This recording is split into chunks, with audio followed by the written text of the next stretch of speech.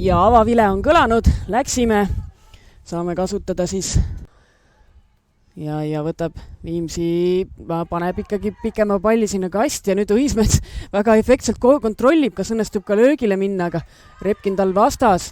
Õismets lükkab Merisalule, Merisalu keerutab ühtepidi teistpidi, Välba talle pakub.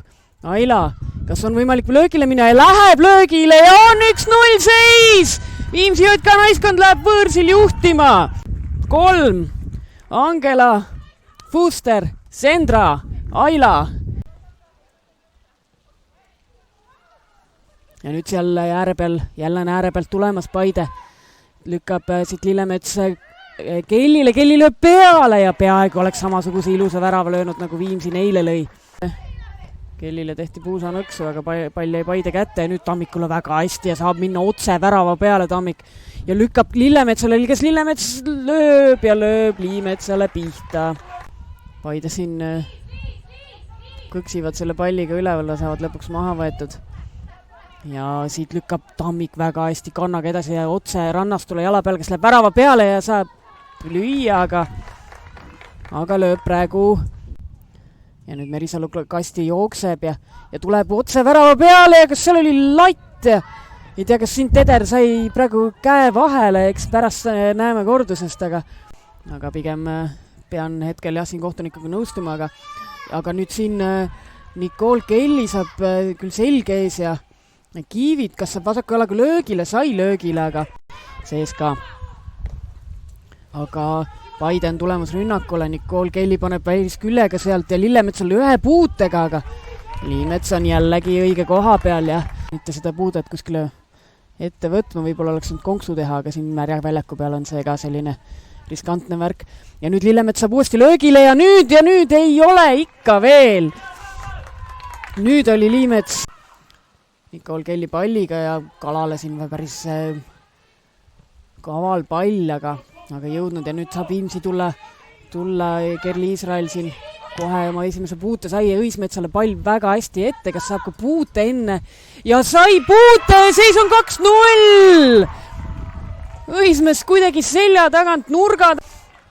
Merisalult ikka väga kaval ja mõnus selline keerav pall ette ja siin justkui nagu tundub, et ongi kõik, aga ja hästi leiab sealt Nicole Kelly, kes ka väga efektselt pöörab, aga ka palli ei õnnestunud kaasa võtta selle pöördega. Aga Paide saab ikkagi palliga jätkata. Senderdus kasti ja posti paneb sealt Tammik. Viimsi järjest tahapoole mängima. Ja suruvad ka eksima ja nüüd on Kalal võimalik minna ja peale lüüa ja läheb napilt üle lati. Ilissonile tagasi. Repkin, no nüüd on täitsa Viimsi väga madalale langenud siin. Paide keskkaitsjate kõrgel on ja nüüd on võimalus ära lahendada ja seis on 2-1. 85. minutil päris mitu korda siin mängu jooksul on jäänud tegemata. Repkinilt muidugi suurepärane sööt mitme liini vahelt seal ja siin Lillemets ei eksi. Seis on 2-1. Ja kas paneb Repkin kohe pika palli, paneb Kalale diagonaali, pall põrkab päris teravalt, Kala saab palli kätte, Kraus ja paljud lehvitavad, tahavad seal palli peaga lüüa ja tuleb pall sinna ja ei ole peaaegu.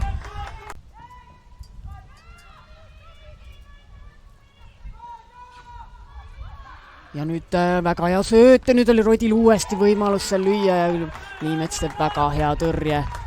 Väga palju mängijaid kokku, aga Paide jätkab survet. Kraus. Ja Kraus viib sinna keskele palli ja silt jälle Rodi. Jälle oleks Katriin Rodi. Repkin paneb pikema palli ja seal on mängijaid, kes võiksid seda palli lüüa. Lillemets sees otsas, Polstjanova. Ja saavad praegu sinna Audi poole ära viidud, aga ja on läbi. Viimsi JK on võitnud. No nii, oleme siin kaamera ette püüdnud Paide linnameeskonna treeneri Sirje Kapperi. Sirje, teeme kiiresti, et ära ei külmetaks siin. Kindlasti väga valus tulemus. Ükskord Saku vastu tulite niimoodi välja, aga seekord ei tulnud, et võtta paari sõnaga kokku, mis täna siis toimus. väga kurb, kui täpselt paari sõnaga võtta see asi kokku, aga eks peab Viimsit ka kiitma, olid väga kompaktsed, meil oli väga-väga keeruline seda plokki murda. Ilm oleks võinud meie mängu rohkem soosida, sest me tahame rohkem palliga mängida ja just see, et ka need pikemad pallid, et see libe väljak oleks justkui selle jaoks hea, aga ei jõudnud täna nii kiiresti võib-olla seda väravat ära lüüa, kui oleks tahtnud. Jaa, 5 mängijat täna algkoosseisus on need, kes just koondise pausil olid rakkes erinevates riikides ja erinevates mängudes. Kas arvad, et natuke oli jalgades ka või peas natuke selline pettumus veel või arvad, et ei olnud mõjutatud sellest?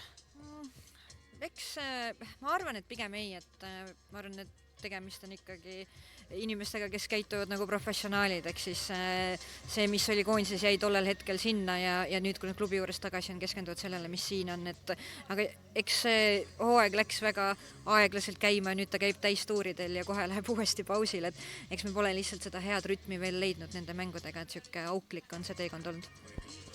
Jaa, et mais oli selline hea rütm, eks ole, ja nüüd jälle paus. Järgmisena tuleb Elva enne pausi. Elva siin Viimsit just üllatas. Mis mõtted, kas vaatate tänasele mängule pigem otsa või vaatate pigem Elvale otsa? Ma arvan mõlemad, ehk siis ega meil tegelikult, Elvas pole kellelgi kerge mängida, et nende see koduväljak seal ja muruplats peame jälle vahetama seda katet ka, et eks seega natukene mängib rolli pluss pikem sõit ka, et eks peame kõike seda arvesse võtma, aga pigem tahame ikkagi teha need järeldused sellest mängust ja võtta sealt siis oma 3 punkti tabelisse juurde.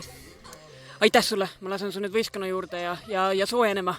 I'm going to do the interview in English and I'll translate later. So congrats. Today you had like 2 shots on target. One of them is a goal and the other one is the crossbar. Did you do special target practice before or? No, not really. On the first, I just felt it with my first touch. I shot and I already know it was going to go in. And then I was feeling confident and I saw the goalkeeper was a little bit up, so I tried and it was crossbar, but it's okay. But I didn't practice anything special. All right. Before I go on, how's the leg? How's the foot? The leg, it was a bit scary. It was a hit with her foot and it felt numb, like muscular as well. And I couldn't like stop hurting. It was a bit like I couldn't even like walk, but now I think it's okay. We have a very good physio also, so. All right. We had pause in the games for 10 days. Do you think that was beneficial for you guys? You had 3 players in the national team, but otherwise you could train well after May. That was very tight schedule. Yes, May was very tight, but I think it's not beneficial to stop because it's not once we stop. We have like every month almost like a stop in between 2 or 3 games. And I think this stops a little bit our tempo and our progression. I know we have 3 players in the national team, but also under 19, under 17. And this just stops a little bit like, the flow, but it is what it is. Yeah, for sure. On Thursday, you have Flora. You took down Paide here. What are your plans for Flora? Is it going to be top of the table next week?